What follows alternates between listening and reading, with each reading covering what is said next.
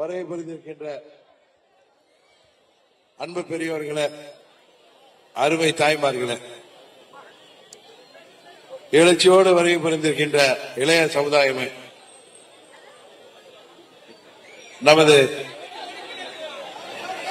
தேசிய ஜனநாயக கூட்டணியில அங்கம் வகிக்கின்ற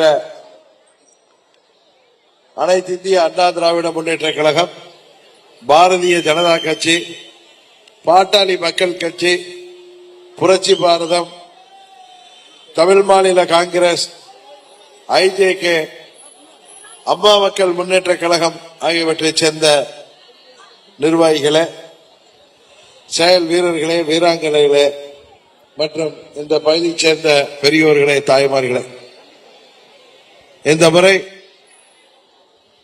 உங்களது வீட்டு பிள்ளையாகிய செந்தமிழன் அவர்கள் அம்மா அவர்களால் வேட்பாளராக நிறுத்தப்பட்டு 2006 11 உங்களது சட்டமன்ற உறுப்பினராக நீங்கள் தேர்ந்தெடுத்து உங்களுக்காக பணியாற்றிய செந்தமிழன் அவர்கள் இன்றைக்கு குக்கர் சின்னத்திலே போட்டியிடுகின்ற வேட்பாளராக, தேசிய ஜனநாயக கூட்டணியின் வேட்பாளராக, அனைத்து இந்திய அண்ணா திராவிட முன்னேற்ற கழகத்தின் கூட்டணி கட்சியாகிய அம்மா மக்கள் முன்னேற்ற கழகத்தின் வேட்பாளராக நமது தொகுதியிலே போட்டியிடுகிறார்.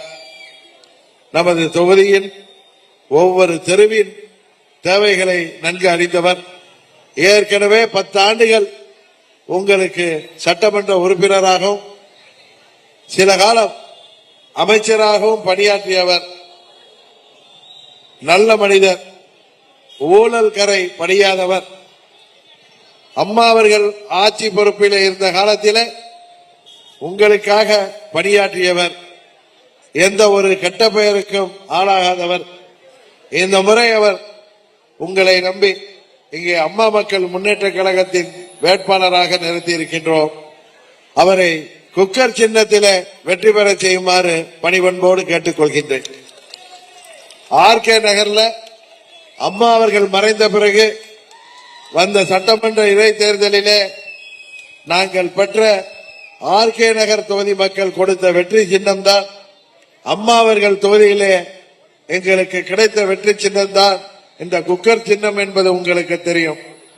இன்றைக்கு குக்கர் சின்னத்திலே போட்டியிடுகின்ற அருமை சகோதரர் செந்தமிழன் அவர்கள் வெற்றி பெறுவதன் மூலம் இங்கே தமிழ்நாட்டிலே நடைபெற்றுக் கொண்டிருக்கின்ற இந்த மக்கள் விரோத துரோக ஆட்சியை முடிவுக்கு கொண்டு வருவதற்கு நீங்கள் வாக்களிக்க வேண்டிய சின்னம் குக்கர் சின்னம். இன்றைக்கு தமிழ்நாட்டில் சட்டம் ஒழுங்கு சந்திச்சிருக்கின்றது. வீட்டிலேயும் வெளியேயும் பெண்களுக்கு பாதுகாப்பு இல்லாத சூழ்நிலை. எங்கு பார்த்தாலும் கொலை, கொள்ளை, பெண்களுக்கு வன்கொடுமைகள் என்று தினம் தினம் மக்கள் செத்து பிழைத்துக் கொண்டிருக்கின்ற ஒரு சூழ்நிலையை இன்றைக்கு தமிழ்நாட்டிலே இன்றைக்கு திமுக உருவாக்கி வைத்திருக்கின்றது. மக்கள் நலனிலே அக்கறை இல்லாமல் தங்கள் குடும்பமும் தாங்களும் வாழ்ந்தால் போதும் என்று இந்த ஆட்சி நடைபெற்றுக் கொண்டிருக்கிறது.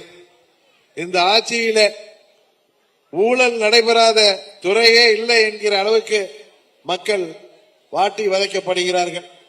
அனைத்து தரப்பு மக்களும் சாலையிலே வந்து போராடுகின்ற சூழ்நிலை ஏற்பட்டிருக்கிறது.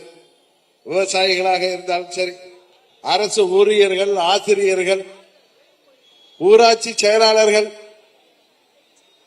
நமது துப்புரவு தொழிலாளர்கள் மற்றும் மின்சாரத்துறை ஊழியர்கள், போக்குவரத்து துறை ஊழியர்கள் என அரசு தரப்பு ஊழியர்களும் தங்களுக்கு வழங்கப்பட்ட தேர்தல் வாக்குறுதிகளை நிறைவேற்றி தர சொல்லி, திமுக கொடுத்த வாக்குறுதிகளை நிறைவேற்ற சொல்லி அவர்கள் சாலையிலே வந்து போராடாதவர்களே இல்லை. மாற்றுத்திறனாளிகள் கூட தங்களுக்கு வழங்கப்பட்ட வாக்குறுதிகளை நிறைவேற்றி தரும்படி அவர்கள் போராடுகின்ற ஒரு மோசமான சூழ்நிலை கடந்த 5 ஆண்டுகளாக நடைபெற்று வருகிறது.